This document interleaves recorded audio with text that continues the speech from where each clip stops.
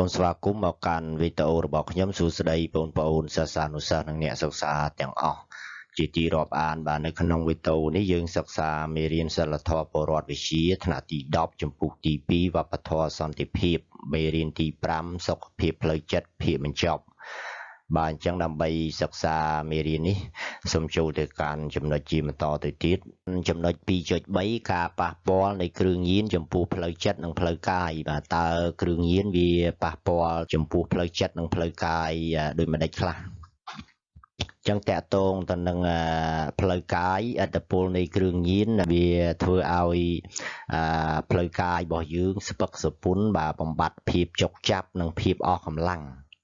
បាទពេលប្រើប្រាស់សារធាតុញៀនច្រើនធ្វើឲ្យប៉ះពាល់ទៅដល់សុខភាពរាងកាយធ្ងន់ធ្ងរអស់កម្លាំងលហិតលហៃរាងកាយស្គមស្គាំងនិងប៉ះពាល់ដល់សរីរាង្គនានាដូចជាភ្នែកច្រមុះត្រចៀកបេះដូងថ្លើមខួរក្បាលបាទសាច់ដុំជាដើមបាទប្រើយូរទៅធ្វើឲ្យសុខភាពរាងកាយកាន់តែធ្លាក់ចុះខ្សោយទ្រុឌទ្រោមខ្លាំងឡើង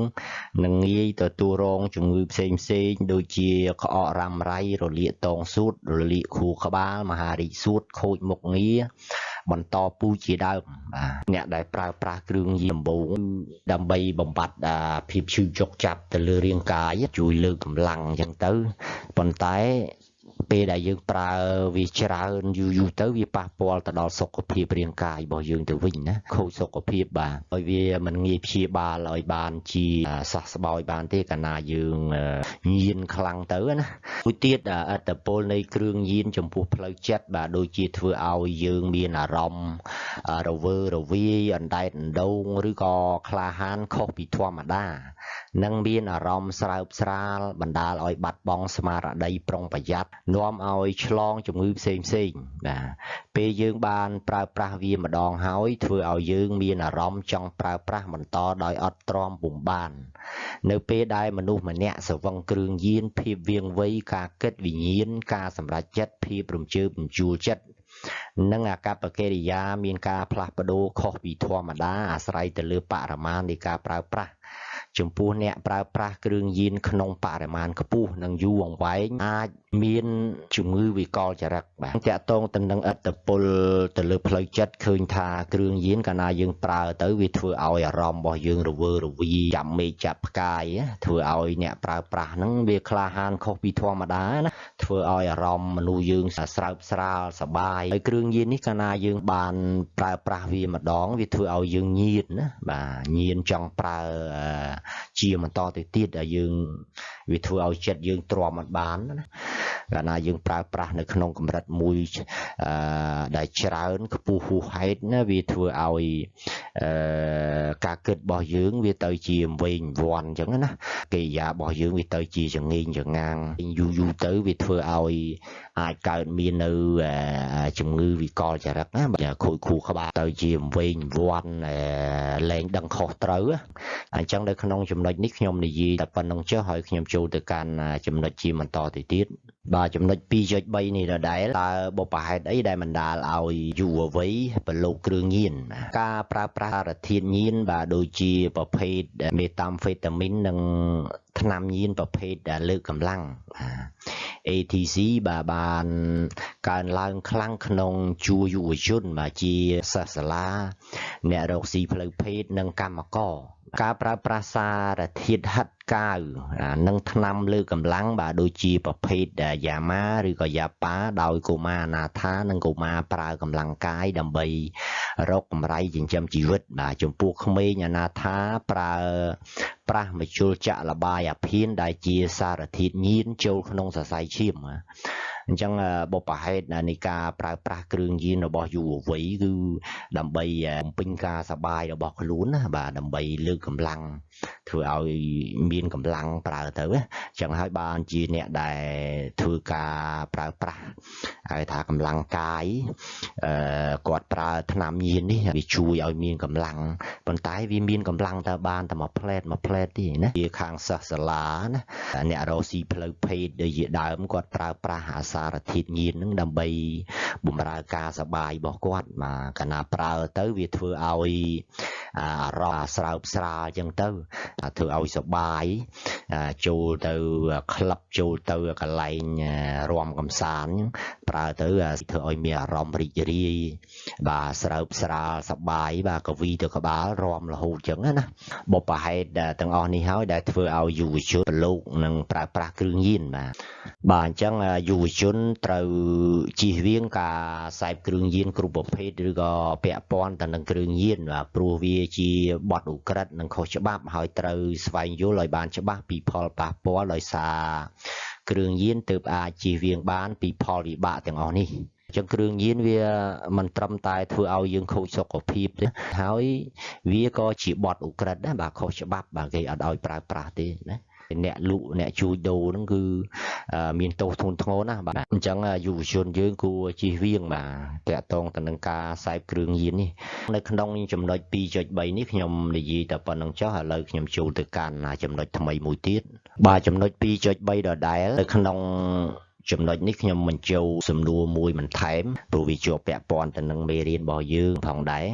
បាទគេសួរថាតើការសេពគ្រឿងញៀនអាចដោះស្រាយបញ្ហាផ្លូវចិត្តបានដែរឬទេបាទអញ្ចឹងការសេពគ្រឿងញៀនមិនអាចដោះស្រាយបញ្ហាផ្លូវចិត្តបានទេបាទព្រោះរាល់ការសេពគ្រឿងញៀននេះវាធ្វើឲ្យប៉ះពាល់យ៉ាងខ្លាំងនិងធ្ងន់ធ្ងរដល់ផ្នែកសុខភាពរបស់មនុស្សយើងបាទដូចជាធ្វើឲ្យរាងកាយមានការស្គមស្គាំងចេះតែអស់កម្លាំងលហិតលហៃនិងធ្វើឲ្យសរីរាង្គនានានៅក្នុងខ្លួនយើងមានការថមថយទ្រុឌទ្រោមបាទចុះជាលំដាប់ហើយរាងកាយនឹងទទួលរងនៅជំងឺរ៉ាំរ៉ៃផ្សេងជាច្រើនទៀតបាទជាពិសេសជាងនេះទៅទៀតវាធ្វើឲ្យយើងខាតបង់ថវិកាក្នុងការចំណាយទិញបាទការព្យាបាលជំងឺនឹងធ្វើឲ្យយើងខូចកិត្តិយសខ្លួនឯងគ្រួសារនិងសង្គមជាតិទៀតផងបាទឃើញថាមនុស្សមួយចំនួនដែលនៅពេលដែលគាត់ជួបបញ្ហាផ្លូវចិត្តគាត់តែងតែយកគ្រឿងញៀនណាយកមកធ្វើជាមធ្យោបាយដើម្បីដោះស្រាយបញ្ហាផ្លូវចិត្តរបស់គាត់ប៉ុន្តែការយកគ្រឿងញៀនមកដោះស្រាយបញ្ហាផ្លូវចិត្តនេះគឺវាមិនអាចជួយឲ្យផ្លូវចិត្តរបស់យើងប្រសើរបានទេណាផ្ទុយទៅការប្រើប្រាស់គ្រឿងញៀននេះវាធ្វើឲ្យប៉ះពាល់ធ្ងន់ធ្ងរទៅដល់សុខភាពរបស់យើងកាន់តែខ្លាំងឡើងយូរទៅវាធ្វើឲ្យខូចសតិបញ្ញាស្មារតីរបស់យើងដែលធ្លាប់តែឆ្លាតវៀងវៃណាវាខូចខួរក្បាលអាចកើតទៅជាជំងឺវិកលចរិតក៏មានដែរណាបាទខាតបង់ថវិកានៅក្នុងគ្រួសាររបស់យើងហើយដល់ពេលដែលយើងប្រើប្រាស់ទៅវាខូចសុខភាពបាទកើតជំងឺវាត្រូវការចំណាយលុយទៅព្យាបាលជំងឺនឹងទៀតបាទអញ្ចឹងអស់លុយមកបន្តទៅទៀតបាទហើយលើសពីនេះវាធ្វើឲ្យប៉ះពាល់ទៅដល់កិត្តិយសរបស់យើងខ្លួនឯងហ្នឹងអ្នកប្រើប្រាស់គ្រឿងញៀនណាបាទគេមិនឲ្យតម្លៃទេព្រោះអាហ្នឹងវាខុសច្បាប់ប៉ះពាល់ទៅដល់កិត្តិយសគ្រួសារប៉ះពាល់ទៅដល់សង្គមទៀតបាទរាប់មកការប្រើប្រាស់គ្រឿងញៀននេះវាមិនមែនជាដំណោះស្រាយមួយដែលអាចជួយដោះស្រាយបញ្ហាផ្លូវចិត្តរបស់យើងបានទេណាគួរតែរកវិធីផ្សេងណាដែលយើងបានសិក្សាដឹងខ្លះរួចមកហើយដើម្បីធ្វើជាដំណោះស្រាយបាទយើងកុំយកគ្រឿងញៀនធ្វើជាមធ្យោបាយធ្វើជាត្រីមុខដើម្បីដោះស្រាយបញ្ហាផ្លូវចិត្តរបស់យើងណាបាទអញ្ចឹងនៅក្នុងចំណុចនេះខ្ញុំនិយាយតែប៉ុណ្្នឹងទេហើយឥឡូវនេះខ្ញុំចូលទៅកាន់ចំណុចថ្មីមួយទៀតចំណុចទី3ការថែទាំសុខភាពផ្លូវចិត្តដើម្បីជៀសវាងកុំឲ្យធ្លាក់ក្នុងបញ្ហាផ្លូវចិត្តនិងជំងឺផ្លូវចិត្តយុវជនត្រូវយល់ដឹងនិងថែទាំសុខភាពផ្លូវចិត្តរបស់ខ្លួនទៅតាមវិធីសាស្ត្រដោះស្រាយដោយខ្លួនឯងនិងត្រូវជៀសវាងឲ្យផុតពីគ្រឿងញៀនព្រោះវាធ្វើឲ្យយើងបាត់បង់ឱកាសសិក្សានិងខូចអនាគតបាទចឹងតកតងទៅនឹងការថែទាំសុខភាពផ្លូវចិត្តរបស់យើងអ្វីដែលសំខាន់គឺយើងខ្លួនឯងហ្នឹងគឺត្រូវតែមានការយល់ដឹងឲ្យបានច្បាស់តកតងទៅនឹងបញ្ហាសុខភាពផ្លូវចិត្តនេះត្រូវរកវិធីសាស្ត្រណាដែលល្អដែលយើងបានសិក្សាដឹងកន្លងមកយើងអាចជួយខ្លួនឯងបាទហើយយើងមិនត្រូវយកគ្រឿងញៀនមកដោះស្រាយនឹងបញ្ហាផ្លូវចិត្តរបស់យើងទេត្រូវថែទាំសុខភាពផ្លូវចិត្តរបស់យើងឲ្យបានល្អណាអនាគតវែងឆ្ងាយត ទៅទៀតឲ្យយើងខិតខំរៀនសូត្រណាដើម្បីអនាគតរបស់យើងទៅថ្ងៃមុខណាកុំឲ្យធ្លាក់នៅក្នុងបញ្ហាផ្លូវចិត្តហើយក៏កុំឲ្យលងខ្លួននៅក្នុងការប្រើប្រាស់គ្រឿងញៀនអញ្ចឹងនៅក្នុងចំណុចនេះខ្ញុំនិយាយតែប៉ុណ្្នឹងចុះហើយខ្ញុំចូលទៅកាន់ចំណុចជាបន្តទៅទៀតចំណុច3នឹងដដែលបាទការថែទាំសុខភាពផ្លូវចិត្តខ្ញុំបញ្ចូលសំណួរមួយមាននៅក្នុងមេរៀនរបស់យើងណាគេសួរថាបើសិនបើអ្នកមានបងប្អូនមានបញ្ហាផ្លូវចិត្តនិងខ្សែគ្រឿងញៀនតើអ្នកត្រូវជួយដោះស្រាយតាមវិធីណាខ្លះបើសិនបើមានបងប្អូនមានបញ្ហាផ្លូវចិត្តនិងខ្សែគ្រឿងញៀនយើងត្រូវជួយដោះស្រាយតាមវិធីដូចខាងក្រោមទី1ស្វែងយល់ពីវិធីសាស្ត្រមួយចំនួនក្នុងការអប់រំពួកគាត់កុំឲ្យគិតច្រើនពេកបាទព្រោះវាជាបុព្វហេតុនៃជំងឺតានតឹងចិត្តកុំឲ្យគិតច្រើនព្រោះណាគិតច្រើនទៅវាធ្វើឲ្យកើតទៅជាជំងឺតានតឹងចិត្តណាទី2ធ្វើឲ្យពួកគាត់យល់និងស្គាល់ពីរោគសញ្ញាមួយចំនួនដែលនាំឲ្យកើតមានជំងឺសុខភាពផ្លូវចិត្តណាមានរោគសញ្ញាណាមួយដែលសង្ស័យគឺរកវិធីជួយព្យាបាលនិងដោះស្រាយឲ្យបានទាន់ពេលវេលាកាលណាយើងຕົកយូរទៅវាកាន់តែធ្ងន់ធ្ងរទៅទី3ណែនាំពួកគាត់ឲ្យចេះព្យាបាលជំងឺសុខភាពផ្លូវចិត្តដោយខ្លួនឯងតាមវិធីធ្វើសមាធិឬក៏ធ្វើលំហាត់ប្រាណជាដើមលេងកីឡាដើរហាត់ប្រាណអញ្ចឹងទៅណាវាអាចជួយឲ្យយើងបំបត្តិ stress បំបត្តិការគិតច្រើនណាវាធ្វើឲ្យសុខភាពផ្លូវកាយផ្លូវចិត្តរបស់យើងកាន់តែប្រសើរណាបាទកាលណាយើងអង្គុយគិតច្រើនយើងអត់ធ្វើអីគឺវាអាចធ្វើឲ្យប៉ះពាល់ទៅដល់សុខភាពអញ្ចឹងយើងជួយណែនាំគាត់ទៅឲ្យគាត់ធ្វើសមាធិតាំងអារម្មណ៍ឲ្យស្ងប់អញ្ចឹងទៅណាវាអាចជួយឲ្យចិត្តយើងបានប្រសើរបានដែរណាឲ្យយកគ្រឿងញៀនគ្រឿងស្រវឹងយកមកដោះស្រាយវាមិនមែនជាដំណោះស្រាយមួយដែលល្អទេណាបាទទី4រកទីប្រឹក្សាណាម្នាក់ដែលគាត់ទុកចិត្តជាងគេដើម្បីពិគ្រោះយោបល់ក្នុងការរកដំណោះស្រាយបញ្ហារបស់ខ្លួនយើងជួយគាត់ទៅណារកណាដែលអាចផ្ដល់ប្រឹក្សាផ្ដល់នៅគំនិតយោបល់ល្អដើម្បីរកដំណោះស្រាយនៅពេលដែលគាត់ជួបបញ្ហាណាមួយពិបាកដោះស្រាយដែលធ្វើឲ្យចិត្តរបស់គាត់នឹងជួបបញ្ហាណាអញ្ចឹងកាលណាដោះស្រាយបានទៅវាធ្វើឲ្យចិត្តរបស់គាត់នឹងគឺបានធូរស្បើយឯណាហើយពេលខ្លះមនុស្សយើងជួបបញ្ហាដោះស្រាយមិនចេញវាធ្វើឲ្យចិត្តនឹងវាស្មុគវាស្មាញតានតឹងចិត្តគិតច្រើនខ្វាយខ្វល់ច្រើនដោយសារតែគ្មានដំណោះស្រាយហើយមួយទៀតជួយណែនាំពួកគាត់ត្រូវឲ្យមានជំនឿនិងទំនុកចិត្តលើខ្លួនឯងចេះធ្វើអារម្មណ៍ឲ្យមានភាពស្រស់ថ្លាល្អជានិច្ចកុំឲ្យផ្ដេកផ្ដួលទៅតាមអារម្មណ៍ផ្ដេកផ្ដួលទៅតាមជំងឺផ្ដេកផ្ដួលទៅតាមការគិតថាគំនិតទូទិដ្ឋិនិយមនឹងឲ្យគាត់តាំងចិត្តឡើងបាទឲ្យរឹងមាំ